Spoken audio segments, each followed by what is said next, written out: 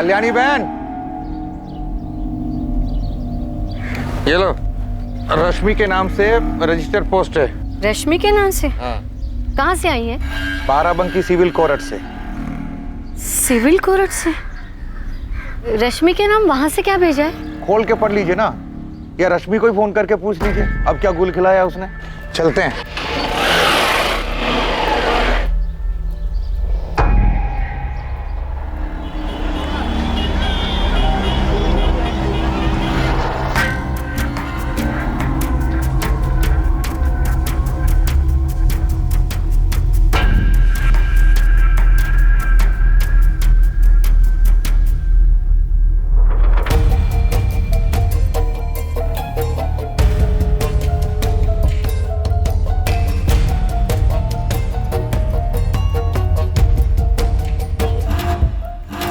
माँ, इतने सारे सवाल पूछने के बजाय ये बताओ कि कोर्ट के नोटिस में लिखा क्या है? रश्मि, शायद तुम्हें कोर्ट में हाजिर होना है। हमें ठीक से समझ में नहीं आ रहा है इसमें क्या लिखा है। किसने भेजा है? अगर कोर्ट से नोटिस आया तो नाम तो लिखा ही होगा। इस पर किसी मनोज पाठक का नाम लिखा है। ठीक है, एक काम करो, विकास को बोलो कि वो उसकी फोटो खींच के भेज दे, हम देख लेंगे, तुम टेंशन मत लो। लेकिन ये है किस बारे में? माँ, हमने कहा ना हम देख लेंगे, तुम बस विकास को बोलो कि वो फोटो खींच के हमें भेज दे। हमें देर हो रही है, हमें मीटिंग के लिए निकलना है। बाय माँ, बाय।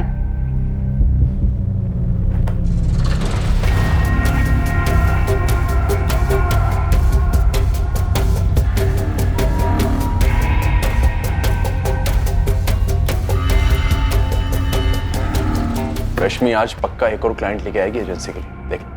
हाँ, उसकी स्कर्ट की लेंथ और छोटी हो गई है। विकास, ये नोटिस पढ़कर कुछ समझे? चाचा जी, हमको बस इतना समझ आया है कि दीदी ने किसी मनोज पाठक से 5 लाख रुपए लिए हैं। भाई साहब, लेकिन इस नोटिस में लिखा क्या है? कल्याणी, तुम हमेशा ऐसे ही ना समझ रहे ना, और विकास तुम भी। रश्मि ने ये पैसे क्यों लिए, कुछ समझ में आया? नहीं चाचा जी। अरे तुम्हारा घर रश्मि ने इस आदमी को बेच दिया है, यही बालापुर वाला घर जिसमें तुम लोग रह रहे हो। और तो और उसने टोकन के पैसे भी लिए हैं, और अब रश्मि ना तो उसको पैसे वापस कर रही है, ना ही घर के कागजात। इसलिए मनोज पाठक ने बाराबंकी सिविल कोर्ट के अंदर रश्मि के खिलाफ केस दाखिल किया है। रश्मि ने हमारा घर बेच दिया? हमें बिना बताए दीदी ऐसे कैसे कर सकती हैं? तुम्हें और तुम्हारी माँ को कुछ पता भी है कि रश्मि वहां लखनऊ में बैठकर क्या क्या करती है?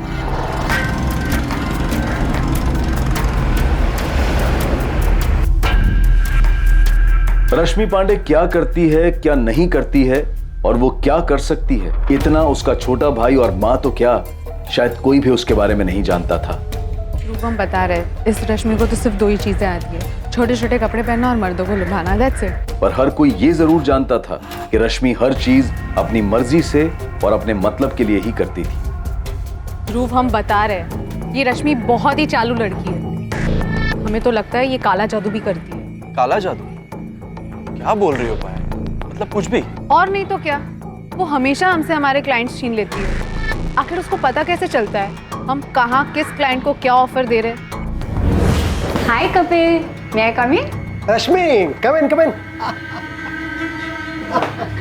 कैसी हो? I'm good. What about you? बस अच्छा, बैठो। प्लीज। हमें पता है कि जब वो क्लाइंट से मिलती है तो वो जानबूझकर अपने शर्ट का दूसरा बटन भी खुला रखती है। बहुत चालू चीज है ये रश्मि। बीरेन सर, हमें पूरा भरोसा है कि रश्मि अपने क्लाइंट्स के साथ फिजिकल भी होती है। और सर, उसने अपने केबिन में एक मेंढक भी रखा हुआ है। मेंढक? यस सर, एक डेकोरेटिव पीस।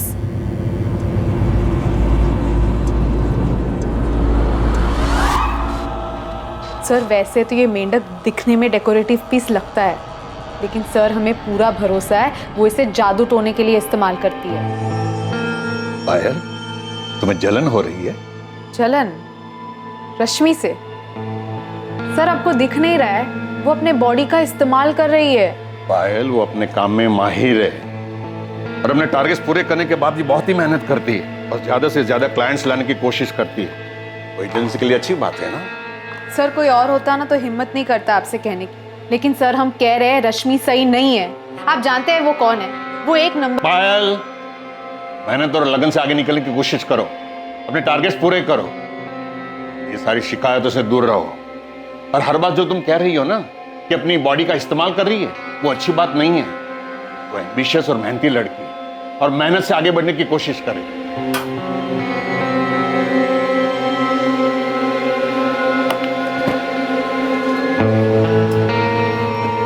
हमारी बात याद रखना, वो अजीब ही है, बता रहे हम। जब सबको पता चलेगा ना, तब समझ में आएगा।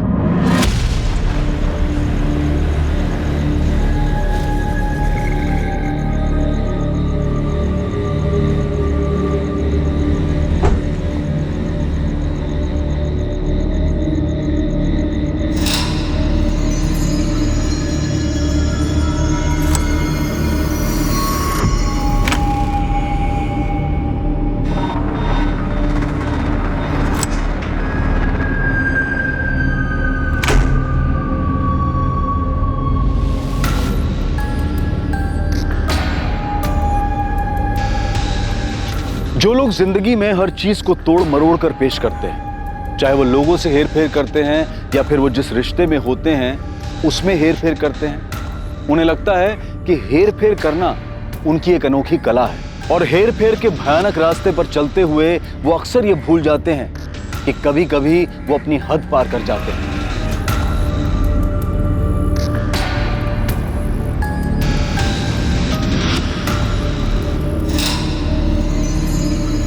और ऐसा भी होता है कि कोई और उनकी इस हेरा फेरी पर पलटवार कर देता है।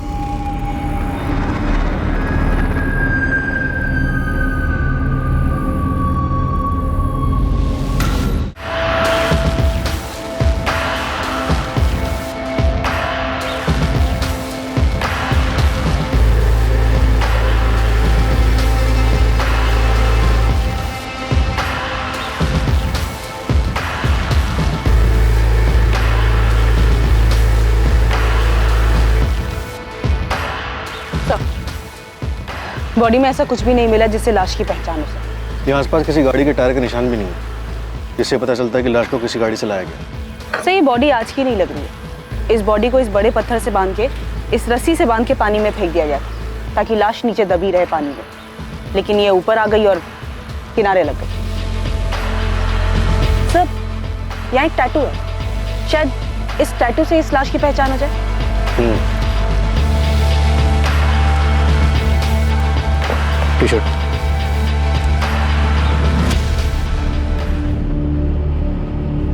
पायल, पायल, तुम्हें फॉरवर्डेड मैसेज मिला क्या? हाँ? ये रश्मि है। पुलिस अब तक पहचान नहीं कर पाई। कब हुआ ये? हमें नहीं पता, 1 घंटे पहले मैसेज आया हमको ये। इस लड़की का गला बुरी तरीके से घोट कर मार दिया गया है, इतनी बुरी तरीके से कि इसके गले की एक हड्डी टूट गई। मुझे लगता है इस लड़की की हत्या काफी वक्त पहले की गई है। I mean, काफी दिन पहले। काफी दिन नहीं, 1 दिन से थोड़ा ज्यादा। इसकी डेथ अप्रोक्स 36 से 40 घंटे पहले हुई। आज 9 अक्टूबर है, 7 अक्टूबर की रात को इसकी डेथ हुई। कोई सेक्सुअल असॉल्ट? सेक्सुअल असॉल्ट तो नहीं है सर, लेकिन इतना पता चल रहा है कि डेथ से पहले ये सेक्सुअली एक्टिव जरूर थी। सर, इस लड़की के बारे में पता चल गया। रश्मि पांडे नाम है इसका, रमेश विहार कॉलोनी में रहती थी। इसके माँ और भाई बालापुर गांव में रहते हैं। डॉक्टर वैद्य बता रहे हैं कि इस लड़की की हत्या 7 अक्टूबर की रात को हुई। तो कल 8 अक्टूबर को किसी ने इससे मिलने या बात करने की कोशिश नहीं की? सर, इसके बॉस का कहना है कि 4 दिन की छुट्टी पे थी। सर, ये रश्मि पांडे ही है, हमारी एजेंसी की स्टार सेल्स मैनेजर। सर ये कैसे हुआ? बीरेन जी, उसकी लाश हमें कुछ वक्त पहले ही संपत नहर में मिली, लेकिन हमें लगता है कि उसकी हत्या 1 दिन पहले हो गई थी। सर, 7 to 10 अक्टूबर उसने छुट्टी ली थी। कोई केस के सिलसिले में उसे कोर्ट में हाजिर होना था। 11 अक्टूबर को तो वो ऑफिस ज्वाइन करने वाली थी। सर, रश्मि के माँ बाप कहाँ हैं और रश्मि कहाँ रहती थी? हाँ, हम रश्मि की माँ बोल रहे हैं। आप कौन बात कर रही हैं? असिस्टेंट सब इंस्पेक्टर मीना राय बोल रही हूँ, नावेदगंज पुलिस थाने से। आपको यहाँ लखनऊ आना पड़ेगा कल्याणी जी। आज सुबह हमें रश्मि की लाश मिली। रश्मि की लाश? ये क्या कह रही हैं आप? रश्मि मर चुकी है कल्याणी।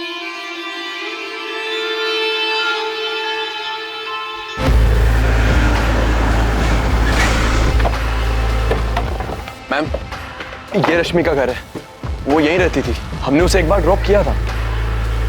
ये रश्मि की कार है मैम।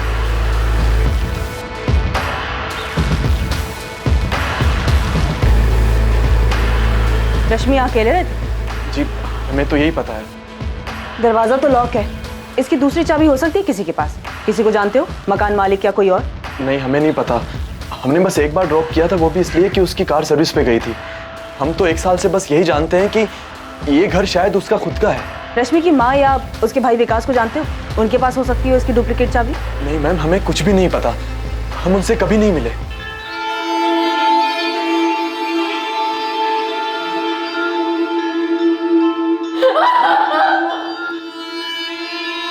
कैसे हुए ये? अभी तो तहकीकात शुरू है। आप? हम भोलाराम पांडे, रश्मि के चाचा। कब हुए ये? अभी पता चला कि 7 अक्टूबर की रात को हुआ। आप लोगों के पास रश्मि के रमेश विहार कॉलोनी वाले घर की चाबी है या उसके मकान मालिक का फोन नंबर? नहीं हमारे पास नहीं है। घर की चाबी किसी के पास नहीं है सर, और ये भी क्लियर नहीं है कि रश्मि उस घर में रेंट पे रह रही थी या ये उसका खुद का घर था। बिना तुम मजिस्ट्रेट साहब के ऑफिस जाओ और वहां से रश्मि के घर का लॉक तोड़ने के ऑर्डर्स लो। मैं रश्मि के भाई, माँ या चाचा जो भी बात करने की हालत में है उससे बात करता हूँ। अश्विन नंबर है 44400913। नाम है रश्मि पांडे। जितना जल्दी हो सके इसके कॉल रिकॉर्ड्स निकलवाओ। रश्मि शादीशुदा नहीं थी, उसका कोई दोस्त या बॉयफ्रेंड था यहाँ? साहब इस बारे में तो कल्याणी को भी कुछ पता नहीं होगा। क्यों? क्योंकि उसको कुछ पता होता तो हमको जरूर बताती। रश्मि और विकास के पिता शंकर मेरे बड़े भाई थे, वो अब इस दुनिया में नहीं रहे, तो अब हम ही। विकास तुम्हें तो पता होगा, काफी क्लोज रहे होगे रश्मि के। नहीं पता साहब, रश्मि दीदी कभी कुछ बताती ही नहीं थी। रश्मि यहाँ जिस कोठी में रह रही थी उस कोठी की कोई भी डिटेल्स नहीं है आप लोगों के पास?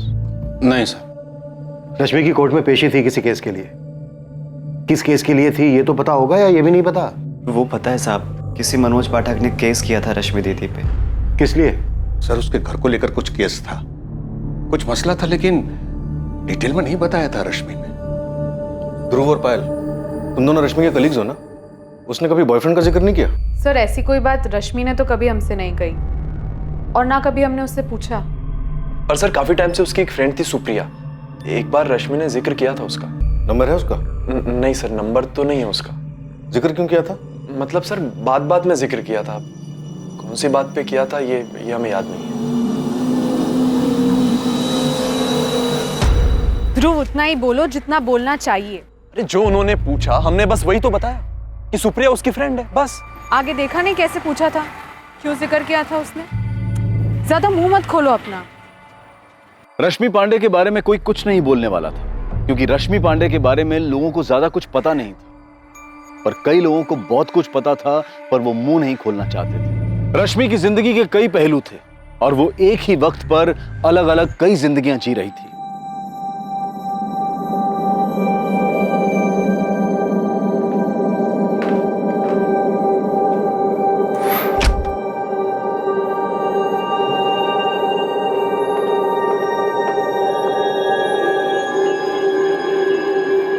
क्या किया है तुमने ऋषभ?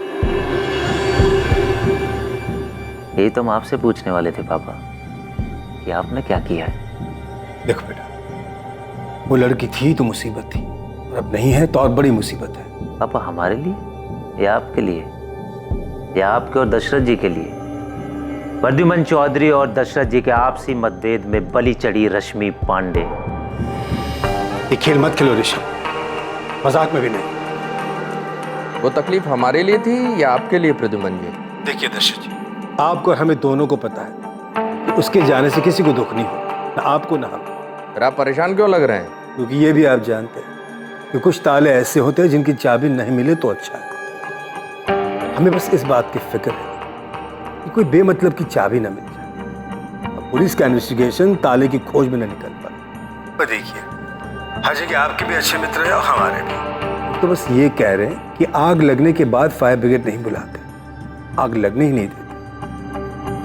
समझ रहे हैं आप हम क्या कह रहे हैं? ठीक है, आप कोई खेल मत खेलना तो हमें भी नहीं खेलना पड़ेगा, यहीं फुल स्टॉप लगाते हैं। तुमने उसका मर्डर संपत नहर के पास ले जाकर किया। सीधा बता दो, हम कोर्ट में डिफेंस तैयार कर लेंगे ना। ये कैसी बात कर रहे हो वकील साहब? तो मिस्टर मनोज पाठक, किसी ने तुमसे ये पूछा नहीं कि इससे पहले क्यों उछल रहे हो कि तुमने कुछ नहीं किया? चोर की दाढ़ी में तिनका वाली कहावत सुनी है? पर तुम नर्वस मत हो, अब मैं तुम्हारे साथ लॉयर हैं हम, ये पुलिस से डरते वरते नहीं है, और तुम्हें भी कह रहे हैं कि तुम्हें भी डरने की जरूरत नहीं, ठीक है?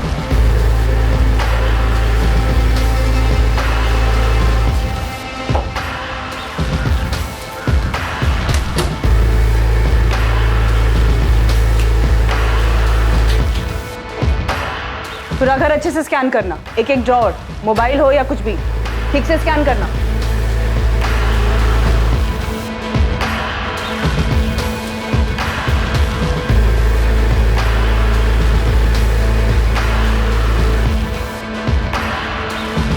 मैडम, ये गाड़ी की चाबी मिली।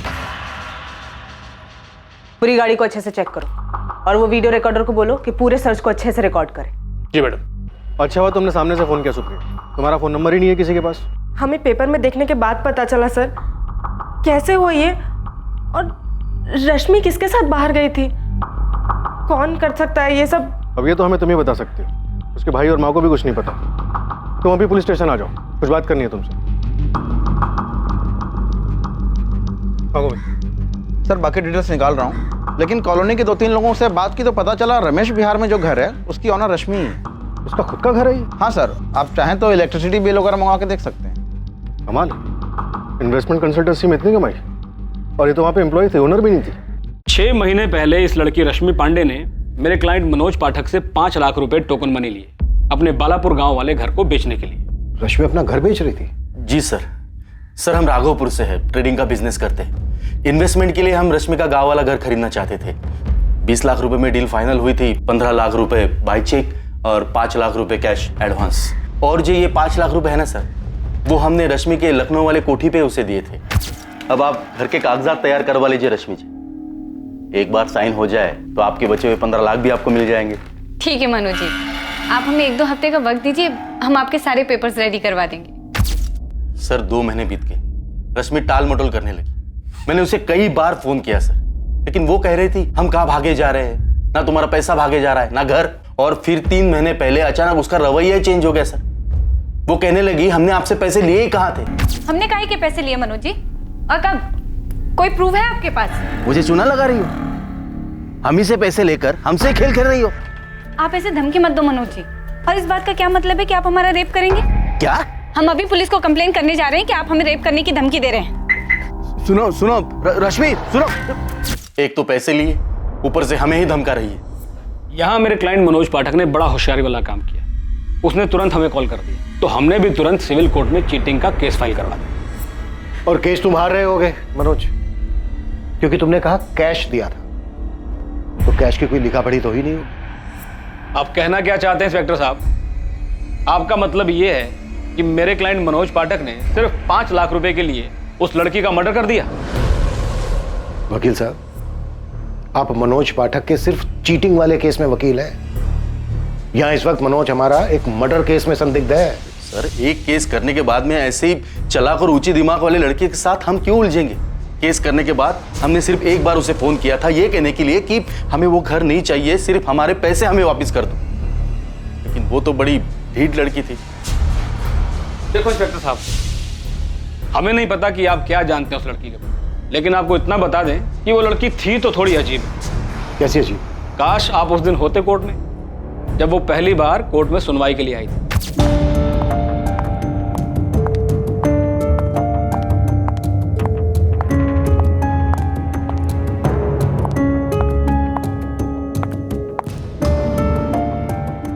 ये क्या है?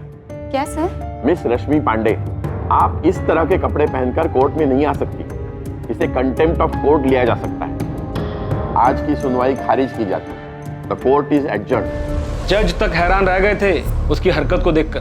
वकील साहब, यहाँ पर रश्मि का मर्डर हुआ है, रश्मि ने कोई हरकत नहीं की। इंस्पेक्टर साहब, आप थोड़ी और जानकारी हासिल कीजिए उस लड़की रश्मि पांडे के बारे में। आपको खुद ब खुद पता चल जाएगा कि वो किन किन हरकतों में व्यस्त थी।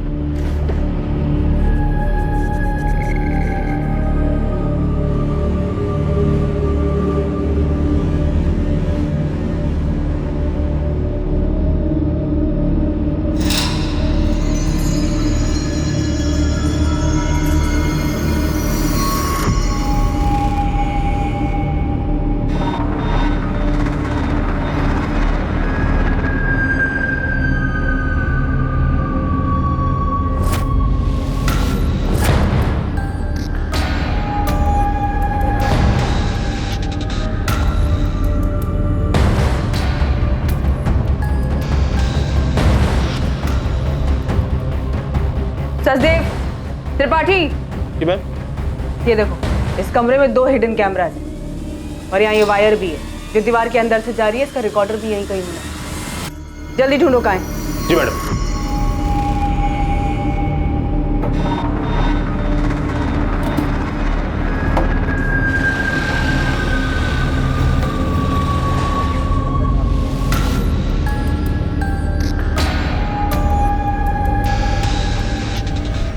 नहीं साहब, इस कल्याणी और उस बेवकूफ विकास को तो कुछ पता ही नहीं था कि रश्मि ने घर बेचने की कोई हरकत की है। वो तो घर पर जब नोटिस आया तब जाकर पता चला कि ऐसा कुछ हुआ है। रश्मि 7 अक्टूबर को दोपहर में कोरट से घर वापस आई थी। कल्याणी जी, ऐसा कैसे हुआ कि रश्मि ने घर बेचने की बात की और ना ही आपको कुछ बताया और ना ही विकास को? उसने घर बेचने की बात की थी। जब हम पूछे क्यों घर बेच रही है तो बोलती रही बस यहाँ लखनऊ आके रहो। हमारे लिए किराए का मकान देखने की बात की थी। ना, हमारे साथ नहीं माँ। हमने लखनऊ में दूसरी जगह घर देखा है, तुम और विकास वहीं रहोगे। लेकिन रश्मि, हम तुम्हारे साथ क्यों नहीं रहेंगे? क्योंकि तुम किचकिच करोगे हर चीज में। चाचा जी ने भूसा जो भर दिया तुम्हारे दिमाग में, जो रश्मि तुम्हारे हाथ से निकल गई है। चाचा जी हैं तुम्हारे, ऐसी बात नहीं करते। माँ, हम निकल रहे हैं, हमें लेट हो रहा है। रश्मि, क्या कर रहे हो बेटा? सुन तो, देख विकास भी ये गांव छोड़ के नहीं जाना चाहता है। वो गांव में रहे चाहे शहर में रहे, दोनों जगह कुछ खास उखड़ने वाला तो है, इसलिए हम कह रहे हैं चलो तो मतलब चलो। लेकिन ये घर बेचने का सोच कैसे सकती है तू? कैसे सोच सकती है मतलब? अरे माँ, इस घर से पैसे आएंगे वो हम ही नहीं रखने वाले ना, तुम्हारा विकास का हिस्सा दे देंगे। चलते हैं माँ। सुन तो रश्मि, और बस चली गई रश्मि। कल्याणी जी, आपको ये भी नहीं मालूम क्या लखनऊ में रश्मि जिस कोठी में रह रही थी वो कोठी उसी के नाम पर थी, वो खुद मालिक थी उसकी? नहीं मालूम, उसने कहा था वो किराए पे रहती है। सब इस कल्याणी का ही किया कराया है। इतनी छूट जो दे रखी थी अपनी बेटी को, उसको गांव से यहाँ आते वक्त ही मना कर देना चाहिए था। इसके पति मेरे बड़े भाई साहब शंकर पांडे गांव के स्कूल में मास्टर थे, सब इज्जत करते थे उनकी। उनके देहांत के बाद तो इस लड़की ने, कहने का मतलब है कि क्या क्या गुल खिलाए। क्या क्या गुल खिलाए? देखिए, मर्डर हुआ है रश्मि का, कुछ भी हमसे छिपाइएगा नहीं। सर, इस रश्मि पांडे ने सिर्फ मनोज पाठक को ही घर बेचने का झांसा देकर पैसे नहीं लिए थे, एक और भी है। मतलब रश्मि ने एक और आदमी को भी घर बेचा था? हाँ सर, टोकन भी लिया था। हमें रश्मि ने मनोज पाठक के बारे में कभी नहीं बताया सर। उसने तो हमसे कहा था कि उसका बालापुर वाला घर खरीदने के लिए अगर कोई हो तो हम उसे बताएं। और सर, इत्तेफाक से हम भरत गुलेचा को जानते थे जो बालापुर में घर खरीदना चाहता था। ओके रश्मि जी, वैसे रश्मि जी, घर के कागजात कब तक रेडी हो जाएंगे? हमें थोड़ा सा टाइम दीजिए। एक्चुअली हमारी माँ और भाई को उस घर से लखनऊ शिफ्ट करना होगा। जैसे ही घर खाली हो जाएगा आपके सारे पेपर्स रेडी कर देंगे। नहीं, कोई दिक्कत नहीं है, आप आराम से अपना समय लीजिए। ठीक है, थैंक यू सो मच, हम चलते हैं। चलिए। वेलकम भरत जी, प्लीज चिल्लाइए मत। हम आपसे तमीज से बात कर रहे हैं तो आप आवाज नीचे रखिए, वरना हम फोन काट देंगे। तुमने चीटिंग की है रश्मि हमारे साथ, और हमने तो ये भी सुना है कि किसी मनोज पाठक नाम के आदमी ने केस किया है तुम्हारे ऊपर। ये कोठी तुमने उसे भी बेची है। हम भूल गए थे आपको बताना, तो क्या ऐसी टोन में बात करेंगे आप? अगर रश्मि यहाँ वहाँ की बात ना करो तो अच्छा है। हमको हमारे पैसे वापस चाहिए, बस कह देते हैं अभी के अभी। और ये फ्रॉड है ना, हमारे साथ नहीं करना तुम, क्योंकि हम होने नहीं देंगे। देखिए भरत जी, अभी हम बिजी हैं, बाद में बात करते हैं। रश्मि, क्या कर रही हो?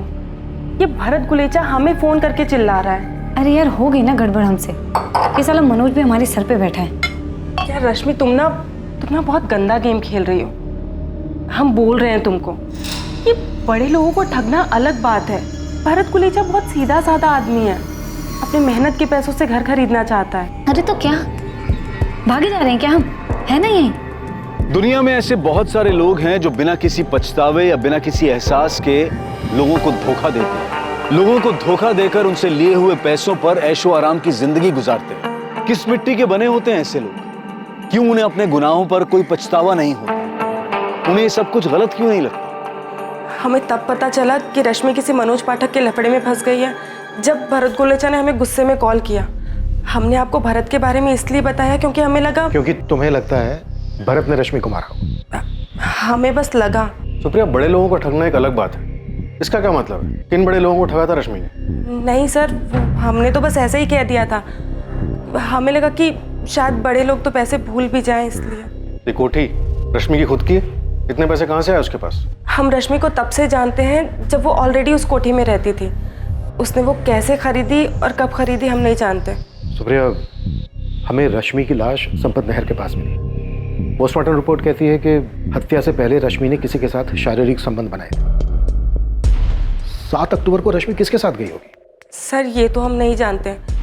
रश्मि से हमारी आखिरी बार 5 तारीख को बात हुई थी। उसके बाद से ना ही मेरी रश्मि से बात हुई और ना ही हम मिले। रश्मि का कोई बॉयफ्रेंड था? नहीं सर, उसका कोई बॉयफ्रेंड नहीं है। सुप्रिया, रश्मि के घर कोई तो आया था। सर ये तो हम नहीं जानते और हम ये भी नहीं बता सकते कि कौन हो सकता है।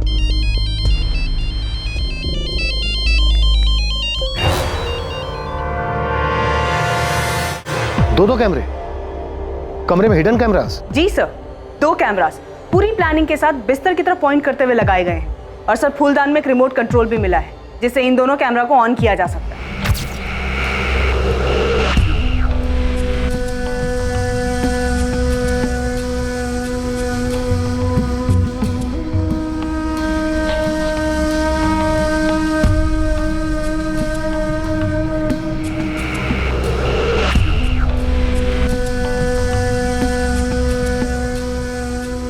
लेकिन सर कुछ वायर्स दिख रहे हैं। रिकॉर्डर निकाल लिया गया है। ऐसा लग रहा है ये वायर्स उसी रिकॉर्डर से कनेक्टेड थी। ये रश्मि कोई सीधी सादी लड़की तो थी नहीं, कुछ ना कुछ तो गड़बड़ कर रही थी। भरत और मनोज का किस्सा हमारे सामने, ऐसे और भी लोग होंगे जिनको इसने ठगा होगा। सारी चीजों पर और अच्छे से ध्यान दो मीना, कोई ना कोई सुराग जरूर मिलेगा। जी सर। मैडम ये देखिए यहाँ कुछ है।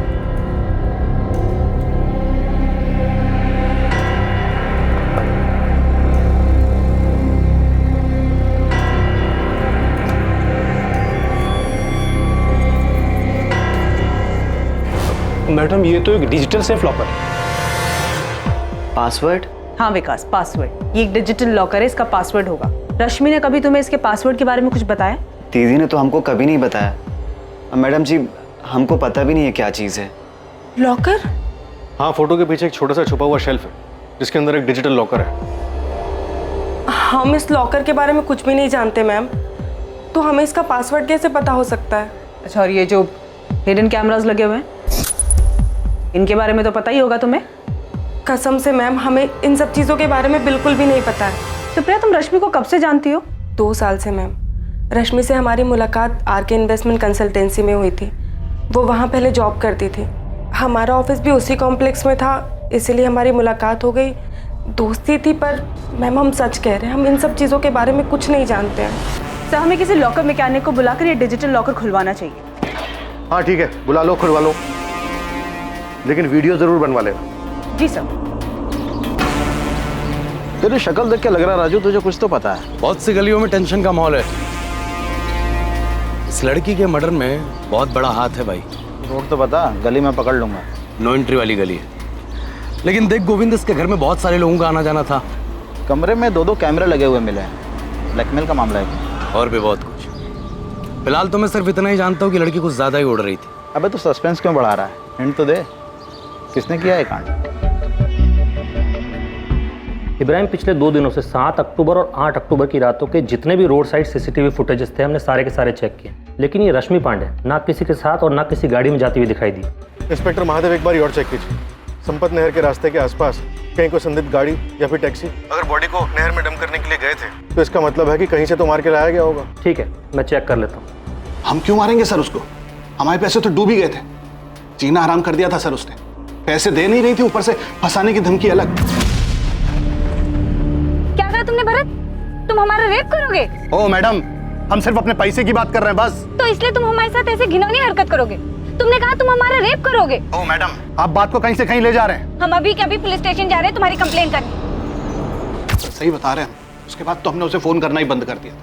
कभी कभी सुप्रिया को फोन करके अपना टुकड़ा जरूर होते थे हम कि हमारे पैसे अलग डूब गए और हमें धमकी दे रही है कि पुलिस में। सुप्रिया को पता है कि रश्मि आपको इस तरह की धमकी दे रही थी? हाँ सर, उसको तो बताया था ना हमने।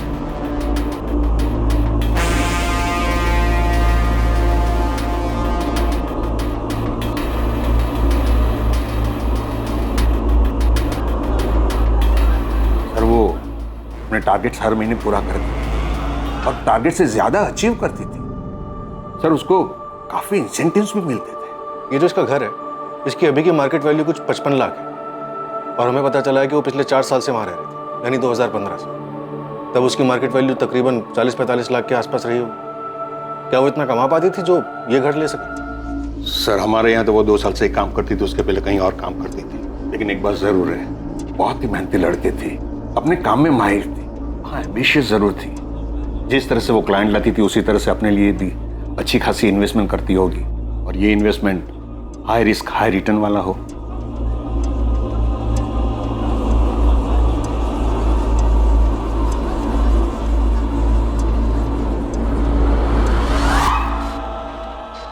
नहीं सर, उस घर में ऐसा कोई भी निशान नहीं मिला जिससे ये लगे कि वहाँ कुछ हुआ हो या फिर रश्मि को वहाँ मारा गया हो। वो लॉकर? सर लॉकर कंपनी 1 या 2 दिन में मैकेनिक को भेज रहे हैं। 2 लोग, मनोज और भरत, दोनों को ठगा इसने और लोगों को भी ठगा होगा, बड़े लोग भी शामिल होंगे इसमें। सर मुझे सुप्रिया पे ज्यादा शक हो रहा है, काफी कुछ है जो ये नहीं बता रही है। ये रश्मि कैसी लड़की थी? यहाँ लखनऊ में इतना बड़ा घर, गांव के घर को बेचने की आड़ में लोगों को इस तरह पैसे लेकर ठग रही थी, और गांव में माँ और भाई को गांव के घर के बिक्री के बारे में कुछ पता ही नहीं था। सर मुझे लगता है कि इस रश्मि के बारे में और भी बहुत कुछ है। उस दीवार के पीछे वाले लॉकर में से शायद हमें बहुत कुछ मिले। कॉल रिकॉर्ड्स कब तक आ रहे हैं? आज शाम तक आ जाएंगे।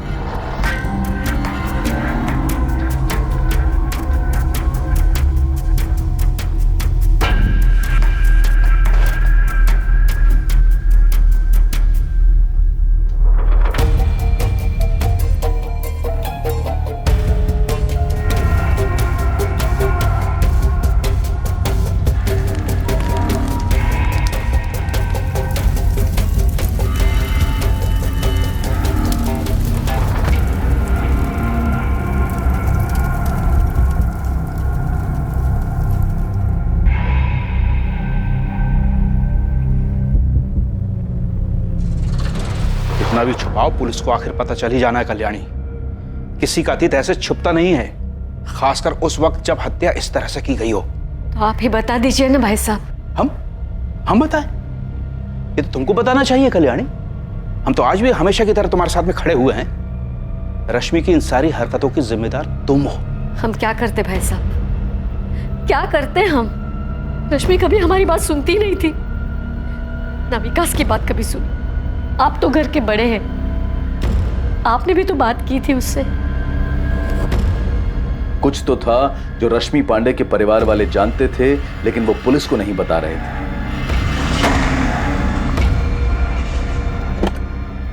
एक ऐसा अतीत जिसका असर वर्तमान पर पड़ने वाला था। रश्मि के घर पर मिलने वाले लॉकर से बहुत कुछ पता चलने वाला था।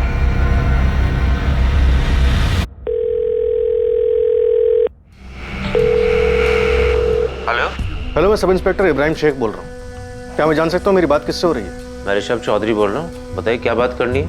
आप रश्मि पांडे को तो जानते ही होंगे, उसे कॉल रिकॉर्ड्स में आपका नंबर मिला।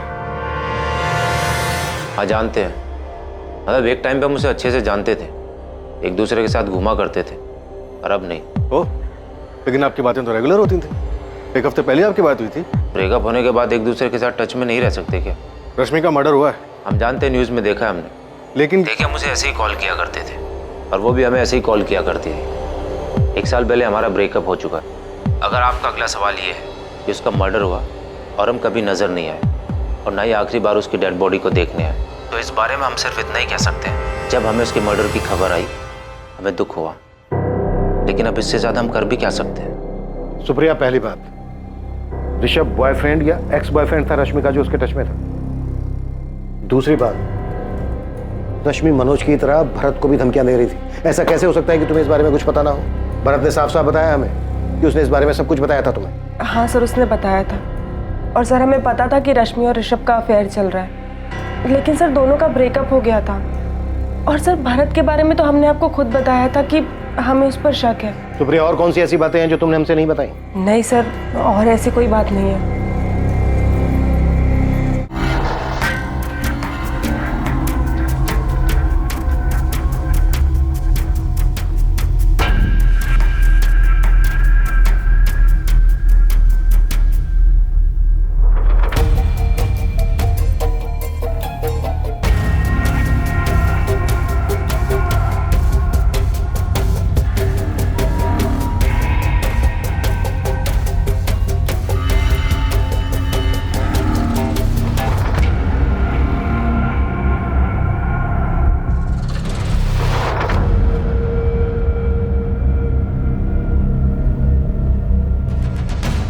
सर ये ऋषभ चौधरी बाहुबली पॉलिटिशियन प्रद्युमन चौधरी का बेटा है।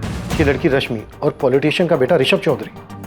कहीं ऐसा तो नहीं है कि सुप्रिया ने जानबूझकर हमें ऋषभ के बारे में नहीं बताया? ऋषभ, हमारा यकीन करो, हमने पुलिस को तुम्हारे और रश्मि के बारे में कुछ नहीं बताया है। लेकिन ये तुम भी जानते हो कि अगर हम पुलिस को तुम्हारे बारे में नहीं भी बताते तो भी वो रश्मि के फोन से या उसकी कॉल रिकॉर्ड से तुम्हारे बारे में जान सकते हैं। क्या क्या बताया तुमने? भरत के अलावा और कुछ नहीं बताया। ठीक है, अपना ध्यान रखना। और सुप्रिया, कसम से हमने रश्मि के साथ कुछ नहीं किया। ओके। तो रश्मि पांडे के फोन की आखिरी लोकेशन वीआईपी एनक्लेव है। VIP enclave? ये तो पॉश लोकेलिटी है। यहाँ पर तो काफी पॉलिटिशियंस के घर हैं। और हमारा संदिग्ध एक पॉलिटिशियन का बेटा है जो रश्मि का एक्स बॉयफ्रेंड भी है। ये सुप्रिया पक्का कुछ छुपा रही है। सब लॉकर में काफी कुछ मिला है, काफी अजीब चीजें। सर, ये मेंढक और सिक्के के डिजाइन को देख के लग रहा है कि कोई काला जादू का चक्कर है। सर ये मेंढक तो मैंने रश्मि के ऑफिस के केबिन में देखा था। जब मैं वहां रश्मि की चीजों के बारे में जानकारी लेने गया था तब मैंने देखा था। मुझे लगा कि ये कोई डेकोरेटिव पीस है, लेकिन एक जैसे दो, एक रश्मि के ऑफिस में, एक रश्मि के घर के लॉकर में। जरूर इसका कुछ मतलब है सर। ये रश्मि क्या थी, कर क्या रही थी? ये पेन ड्राइव चेक करते हैं, इनमें उसके रूम की रिकॉर्डिंग हो सकती है।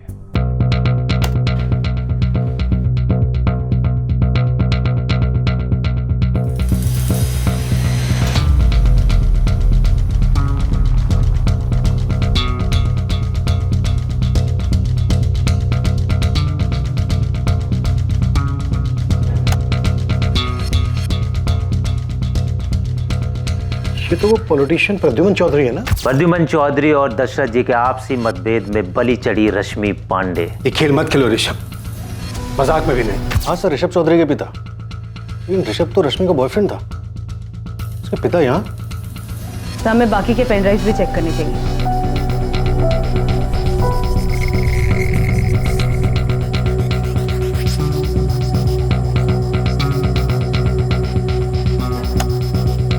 सर ये तो दूसरी पार्टी का पॉलिटिशियन दशरथ लाल है। आप कोई खेल मत खेलना तो हमें भी नहीं खेलना पड़ेगा।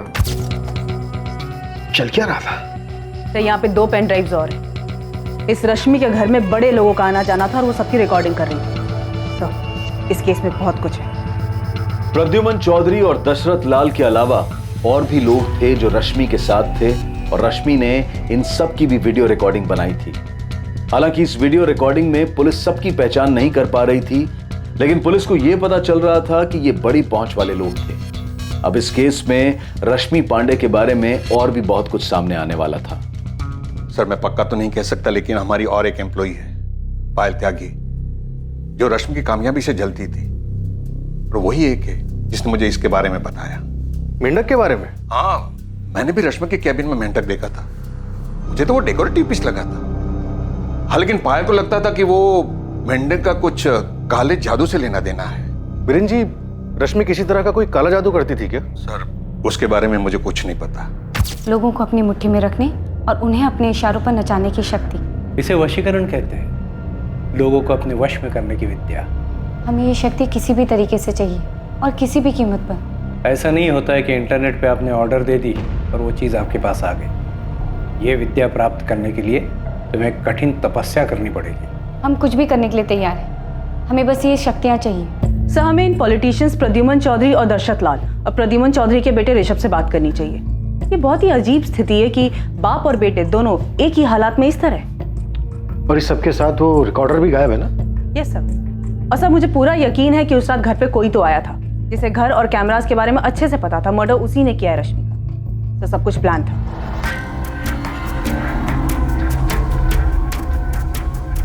वो लड़की तुम्हारे लायक थी ही नहीं ऋषभ, तुम बेकार हम पे गुस्सा कर रहे हो। पापा हमारे लायक थी या नहीं, अब बात उसकी नहीं है। पापा हमारे दिल में उसके लिए कुछ नहीं है। हमारे दिल में एक सच है और हमें ये नहीं पता कि उसका सामना कैसे करना है।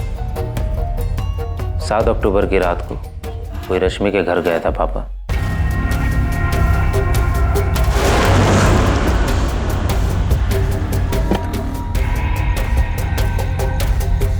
सात अक्टूबर की रात को कोई रश्मि के घर गया था पापा।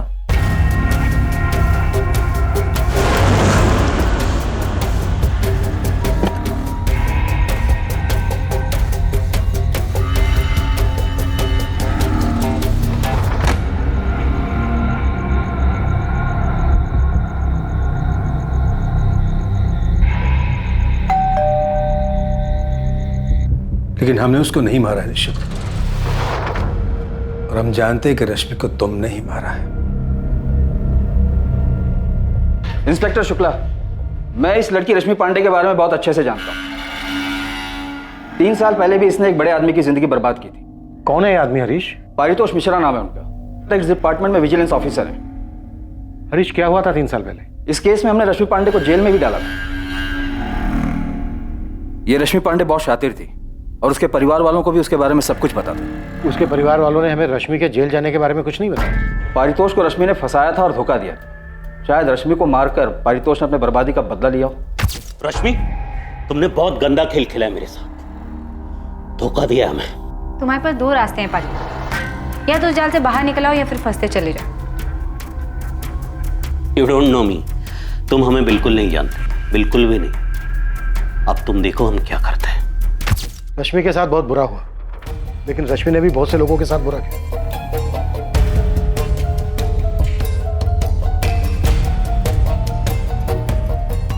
तो ये रश्मि भी इतनी सीधी नहीं थी। इन सब के साथ ऐसी रिकॉर्डिंग, और अब ये परितोष जिसका 3 साल पहले का किस्सा निकल के सामने आ रहा है। सर, हमें इस परितोष की स्टोरी जाननी है। इस परितोष ने रश्मि को जेल भेजा और उसकी फैमिली ने हमें एक बार भी नहीं बताया। रश्मि की माँ और चाचा इससे बिल्कुल अनजान बने, लेकिन लगता नहीं है कि वो इतने अनजान है। सर, इन सब के साथ एक नाम और जोड़ना चाहिए। ये कौन सा नया एंगल निकला है? सर, रश्मि के ऑफिस से गोविंद खबरी खबर लाया। रश्मि का उसकी कलीग पायल त्यागी के साथ 36 का आंकड़ा था, और ये आंकड़ा मर्डर करने तक पहुंच गया। पत्थर इतना भारी नहीं था जितना होना चाहिए था। मिसिंग ही रह जाती अगर बॉडी नहीं मिलती तो, है ना? देखो बेटा, रश्मि तो अब रही नहीं और तुमसे ये सब कुछ संभलेगा भी नहीं, और तुम्हारी माँ को ज्यादा कुछ आता भी नहीं है। तो बेटा हम ऐसा करते हैं कि रश्मि का जो लखनऊ वाला घर है उसका अच्छा सौदा करवा देते हैं। उससे तुम्हें और तुम्हारी माँ को काफी फायदा हो जाएगा और अच्छा पैसा भी मिल जाएगा, है बेटा?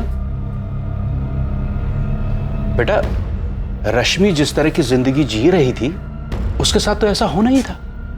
वो खुद अपने आप को इस अंजाम तक लेकर आई थी।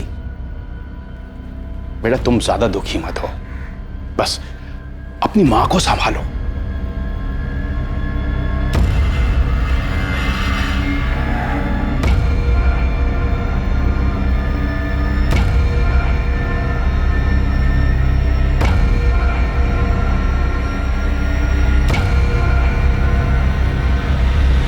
रश्मि के तार कई जगहों पर जुड़े हुए थे, पर क्यों जोड़े थे उसने ये तार? क्या वो बड़ी पहुंच वाले लोगों के ऊपर पकड़ रखना चाहती थी, या फिर वो ये सब इसलिए कर रही थी ताकि वो खुद एक पावरफुल इंसान बन सके?